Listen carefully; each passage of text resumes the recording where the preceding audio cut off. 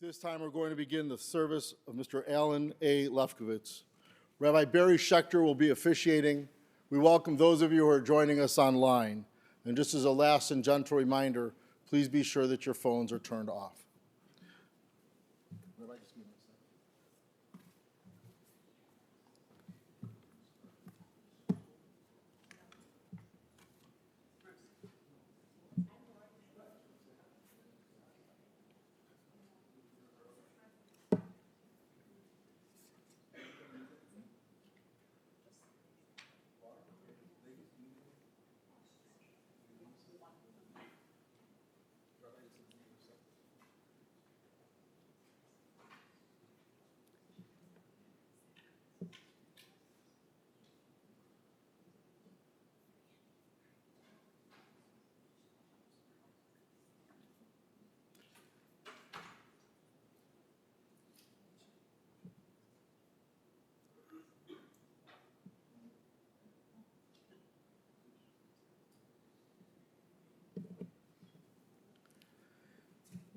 Mizmor David, Adonai, mi Yakub Yolecha, mi Yishkon behar Kodshecha, Holech Tamim, Ofoel Tzedek, V'dover emet bilvavo, Lo regal lishono, lo asal re'ehu ra'a, v'cherepa lo nasa al kerovo.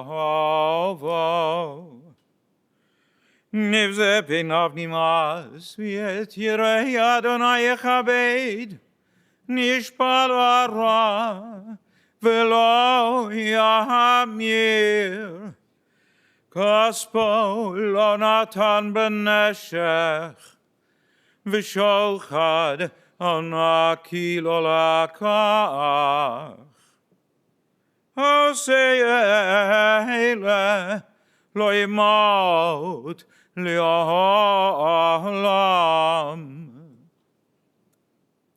God, who may abide in your house, who may dwell in your holy mountain, those who are upright, who do justly, who speak the truth within their hearts, who do not slander others or wrong them or bring shame upon them, who scorn the lawless but honor those who revere God, who give their word and come what may do not detract, who do not exploit others. Those who live in this way shall never be shaken. Dear friends, we're here for a sad and difficult occasion to say goodbye, which is always difficult, but especially when it's too soon.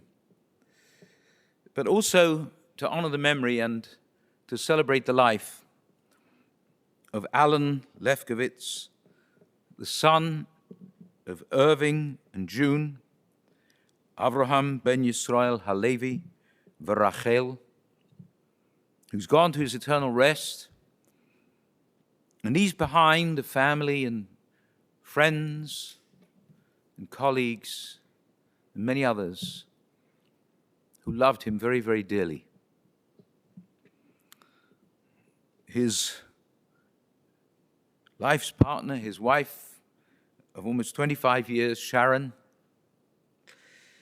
his children, his sons, Jacob, Isaac, and Jeffrey, his brothers and sister, Jay and his Teresa, Bina, Bina and her Jay, and Edwin. We're going to begin. I've forgotten which one's doing it. Give me a name. When you get older, things happen. We're going to begin by hearing from Zach, who will speak to us about his brother, Alan. His father, Alan.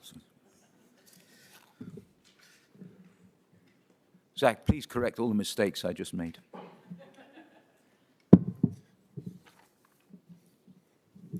It's the father, not the brother. That's it. Okay. Sacrifice and family are two words I've learned become synonymous with each other. There's not one without the other.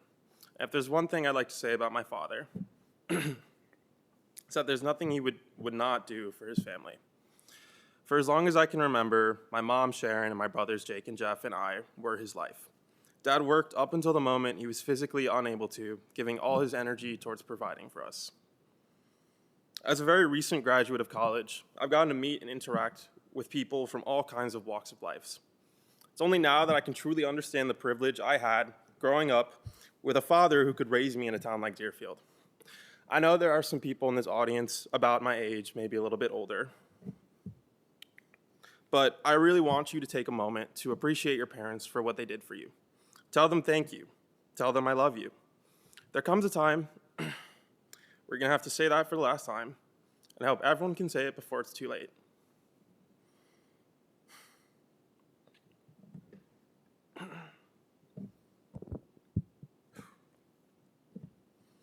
My dad was 52 when I was born and 67 when I started high school. People would refer to him as my grandpa so much I had to stop correcting them. But if my dad was physically old, he was certainly mentally young. Mom would always say there was never a dull moment with Alan, and she was right. Alan had an ageless desire to explore the world, which drew him towards aviation, sailing, and traveling. We went on many family trips to the likes of Florida, Michigan, and California, and I loved every second of it. It was Dad's dream in his retirement to take Mom on a sailboat and sail around the world. If you knew my dad, you also knew his brown Pendleton hat. I'd get embarrassed when he'd come to my volleyball games dressed up in this long green Barber jacket, jeans that didn't fit him, and of course, the brown Pendleton hat. Keep in mind we're in Deerfield too, so he stuck out like a sore thumb in a crowd of Lululemons, Lacoste, and Vineyard Vines. But that's what made Dad Dad. He wasn't embarrassed by his uniqueness, he was proud of it. And that's something I can hope I can carry with me to the future. It's also hard to talk about Dad without talking about Caleb and Sasha. Dad loved his two huskies. He was their alpha dog. If it was Mom sneaking them food under the table, it was Dad the one putting Caleb in his place, even if that involved punting him. His favorite thing to do in the evening would be taking them on long walks from North Woods to North Trail and back. All of you here knew my dad in your own different ways. He had his work life, he had his family life, certainly he had his synagogue life, and many other lives that I maybe didn't know about. I was only part of it from 52 to 73, and there are some people here who knew him from 0 to 51. Despite the circumstances, I've gotten to learn from old friends about the man that my father was before I was born. If you see me or any of my brothers and you have a especially potent memory you'd like to share, we'd love to hear it. We're all here together today to be together and share the memory of my father's life.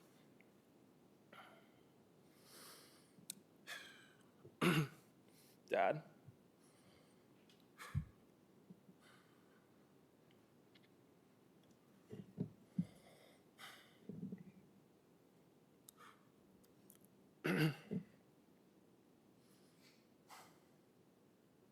Sorry. Thank you for raising me. Thank you for making me the man I am today.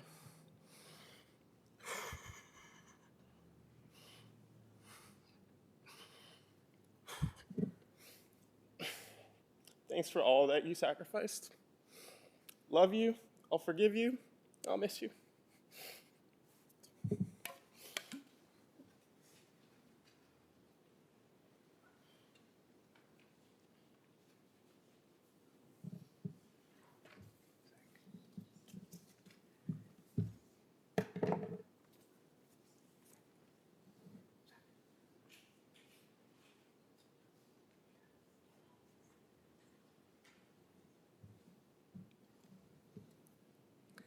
Zach, thank you for those lovely words.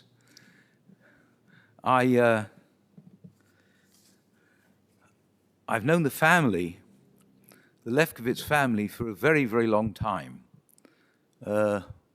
About 43 years. When I came to Congregation Kolemeth in Skokie, your grandparents, your parents, took me into their home, Irv and June, and they were wonderful to me. And I met other members of the family over the years. I've got to know, well, Sharon, of course, for many years, but the three of you just recently. And I can tell you this, you know, sometimes, I mentioned this to Sharon the other day, sometimes you get the feel of a person very soon after meeting them, sometimes within minutes, sometimes it takes longer. Alan was the kind of person, you met him, and in an instant, you could feel what a wonderfully warm and generous and sensitive person he was. There was, in an instant, in a flash. There was no need to go and consider and need to meet again and again, although we did, to find out. There was no mystery about him. There was no artifice. There was no someone pretending to be what he wasn't. I don't want to embarrass you, but after visiting in the hospital and speaking to you, I went home and said to my wife, Julie, Sharon and Al have brought up 3 lovely young men. That was just on brief acquaintance, and I have no doubt about it at all. In fact, I just asked you what, I asked one of you before, I forget which one, what would happen if you misbehaved, which I'm sure never happened. Undoubtedly, you all behaved perfectly all the time. And you told me that it was very difficult for your dad to reprimand you. That wasn't in his nature. So Sharon, this difficult job fell to you. But you obviously did it wonderfully. You told me certain things that the history of Al, you told me about how well, I know he was born in Chicago, went to Niles West, studied at Kansas, University of Kansas, then graduated from Roosevelt, then went and got his law degree from John Marshall. And then, quite a while later, Vicky and Mike. Are they here? Where are they? Oh, there we are. Yes. Great. They were your shadchanim. They were your matchmakers, which is a great mitzvah, by the way. It is. They brought you together, and this was an inspired bringing together. You told me about I had no idea that Al was a pilot. So I said to you, you were telling me about a Jewish man in Illinois, in Skokie, and then in Deerfield,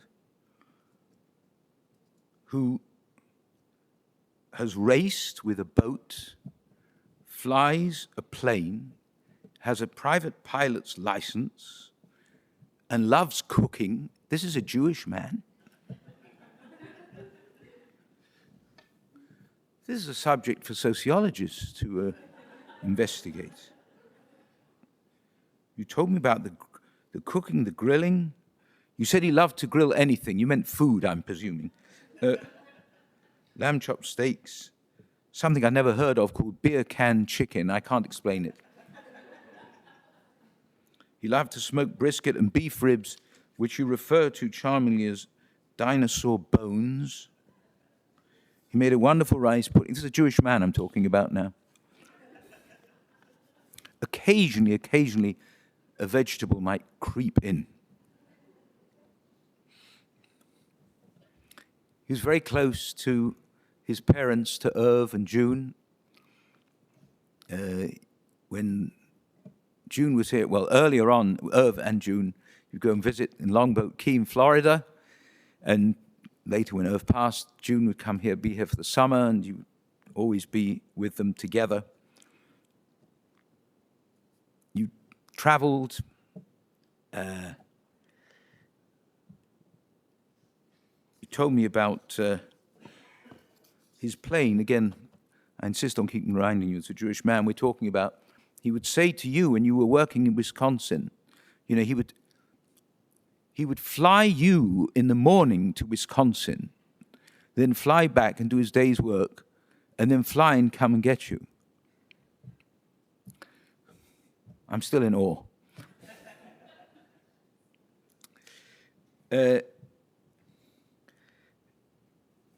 He would drive,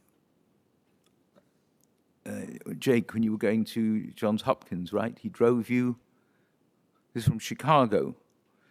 The car would be packed with, well, you know what students are like going to school, you know, you really need 3 vans for that. But he would get it all in the car and drive, and I think Jeff went along, right, for the ride.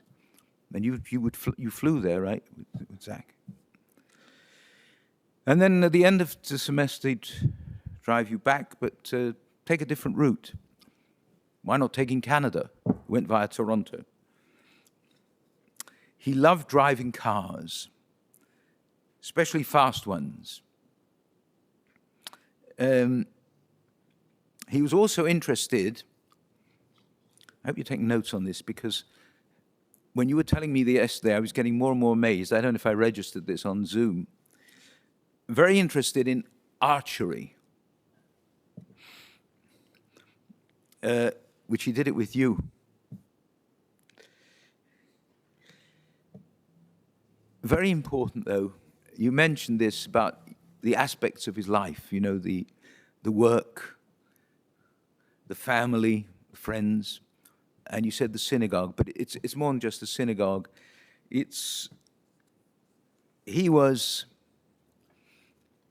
He loved going to shul. He loved making a minyan. He loved it so much that he would sometimes take 1 or 2 of you along to make the minyan. He came to shul just a few weeks ago, before the surgery. You came on a Friday night to the shul. We're not in the same building, but the same shul in which he grew up from early childhood, which his father was the first president of, which his father, together with his uncle, built. That's the building we used to be in. And he'd also come to us. I would call him before Rosh Hashanah and say, Alan, do you want to come back? Do you want to come back to our shul for Yom Tov? And he did. And I would call him up for the Levi Aliyah. And it was wonderful. And he told me then how wonderful he felt, even though a lot of time had passed, and many of the people, the older people you remembered who'd grown up with, were no longer there. But somehow in the building, he just felt at home. He just felt wonderful, and it was wonderful for us as well. His coming there with Sharon, it was just lovely, and he'd come on Shabbos occasionally. It was the most wonderful feeling. And you told me also how he would study, and he would go, he was searching. He always wanted to find a shul where he felt good. So he went to several different places. And in many of these places, his name was on the list, you know, because people for the Shiva, if Chas v'Shalom someone died, they would need a minyan. His name was on a list, and they would call on him, and he'd always go, because he wanted to do that, because he wanted to be a part of a community, not just taking from the community, but giving to the community, being a part of it. And it warmed him. It made him feel complete in some way. There was some way that this made him feel like a full person, like a full Jewish person. And as he said to me, he was spiritual, not in the sense of going off into, well, maybe he did meditate, I'm not sure, but that wasn't him. He went spiritual in another sense. He was, in that sense, in the sense of Judaism as something that's come down to us for 2,000 years, as a Torah, Shebechtav and Torah Sheba'al Peh, as the Torah that came down to us in writing, and the oral Torah which was later written.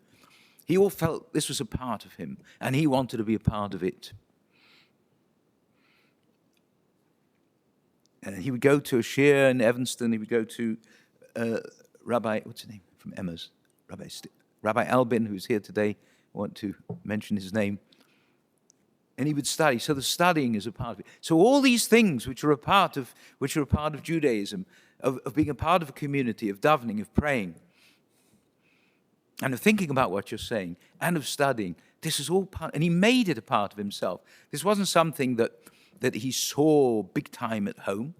He saw part of it, but he enlarged it in a sense.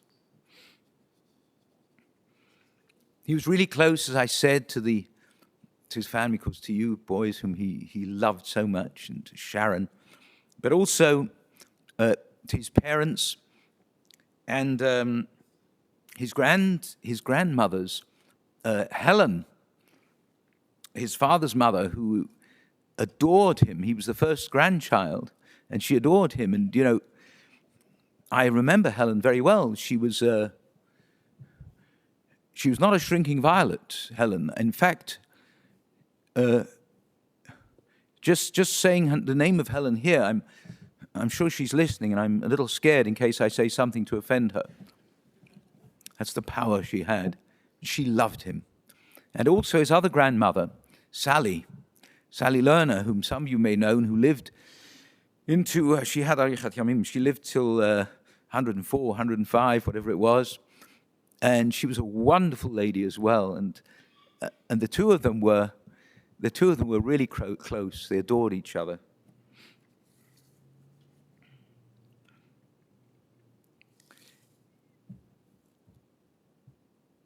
When I think of Alan, I want to go back to what I said at the beginning. I see him in front of me with a smile that, how can I say this?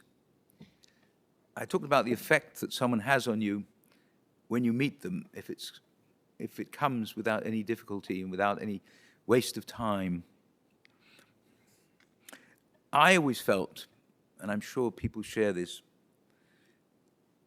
that Alan was the kind of person that if you in any sense have your guard up when you meet a stranger, then the moment you meet someone like Alan, the guard is gone.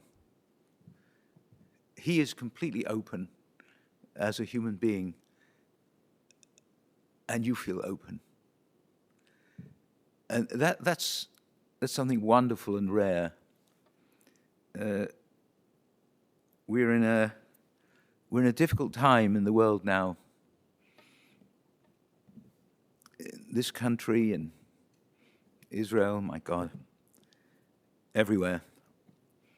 And one of the problems is that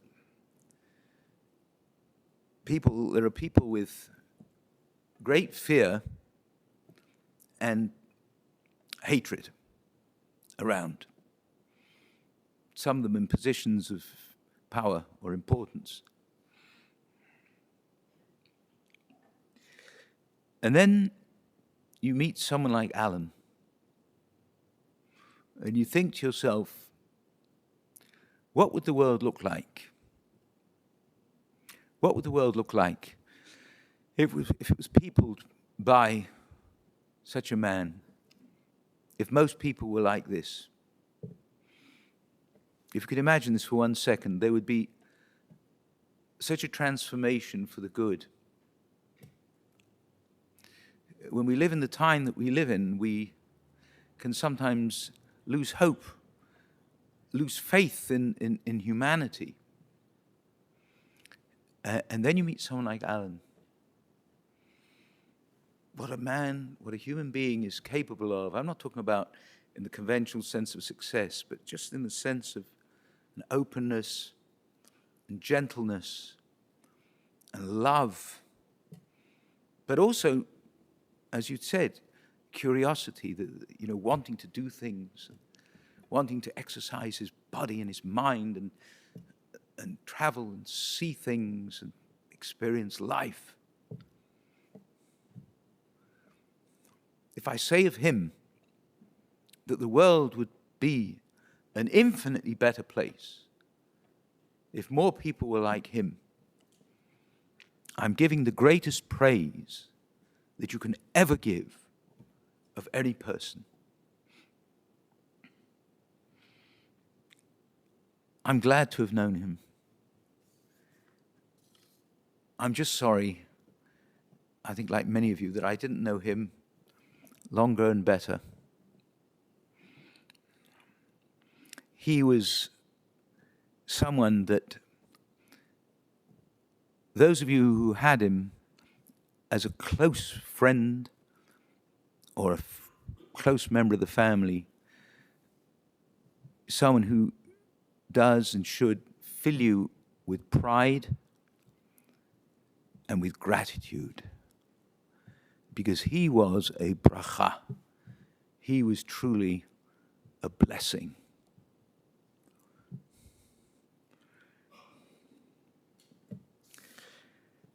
Alan,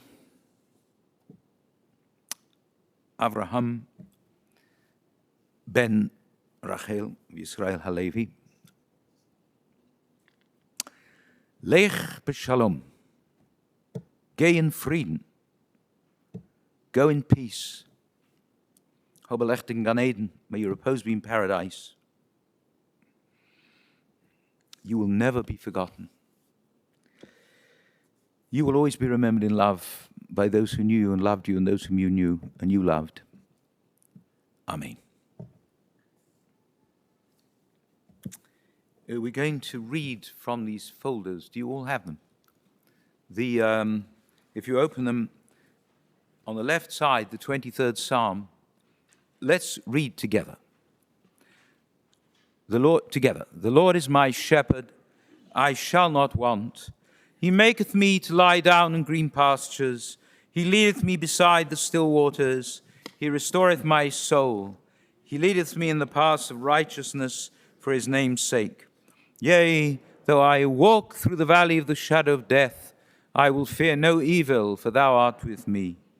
Thy rod and thy staff, they comfort me. Thou preparest the table before me in the presence of mine enemies. Thou anointest my head with oil. My cup runneth over. Surely goodness and mercy shall follow me all the days of my life, and I will dwell in the house of the Lord forever. Could I ask those of you who are wearing the ribbons if you could come up, please? And could I ask the rest of you to stand, please? Yeah, Bina, come up. Yeah. I'm going to cut these, and then you tear them a bit as well as you can. Tear it a bit more. Yes, I'm going to tear this. Tear it a little more, and then make it rough.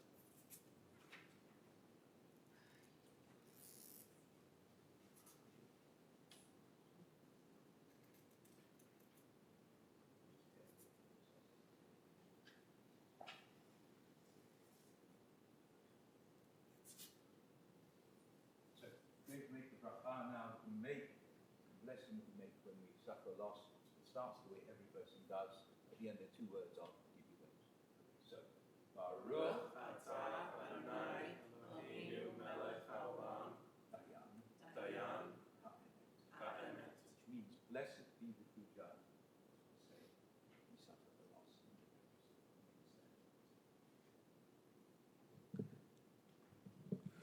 Hail Malei Rachamim, Shochein Bamromim, Hametzei Menucha Nechona, Tachat Kanfei Ashina, ועלות קדושים הטהורים, כי זוהר רקיע מסעירים את נשמת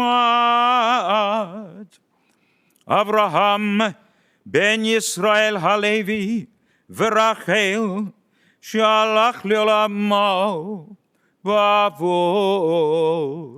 שאנחנו עודרים נצדקה ביד הזכרת נשמתו בגן עדן תהי מנוחתו לכן ברחמים יסתירהו בסתר כנפיו לעולמים ויצרור רחם את נשמתו אדוני הוא נחלתו וינוח בשלום על משכבו ונאמר Amen.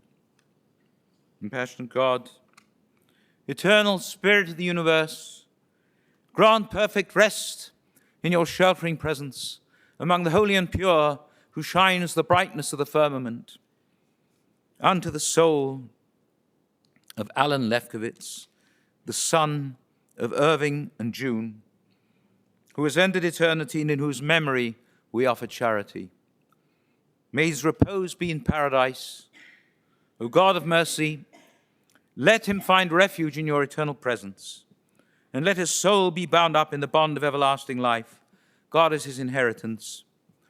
May he rest in peace, and let us say, Amen. You may be seated.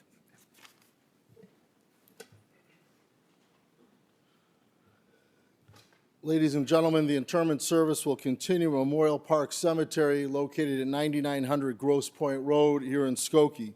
The family will be together at the Lefkovitz residence at 835 Northwoods Road in Deerfield today following the interment till 4:30 p.m., Sunday from 1 to 4 and then 6 to 9. Memorial contributions to the Ark would be appreciated. All that information is on the service folder, and for those of you who are joining us via live stream, the information can be found on the funeral home's website. For those of you who will be driving in the funeral procession to the cemetery, the procession will be forming in our parking lot. Please obtain an orange safety funeral sticker to place on the right-hand side of your windshield. Have your bright lights and hazard lights on at all times. For additional measures of safety, we will have a car in the back of the procession to hopefully keep other cars from entering the procession. Please use your horn liberally as you're going through the intersections. Please do not speak or text on your cellular phone while driving to a cemetery. The following people have been asked to serve as pallbearers. When I call your name, please stand next to Alan's casket. Bruce Harris, Gary Cowan, Michael McGee, Matt Marson, Jordan Brassett, and Michael Wolin. Jordan Brash, sorry. Also, the family wants to express covet to the clergy here. So anyone who's a rabbi or cantor who studied with Alan, please come forward to serve as honorary pallbearers. Please rise as we escort the casket, family, and the clergy from the chapel.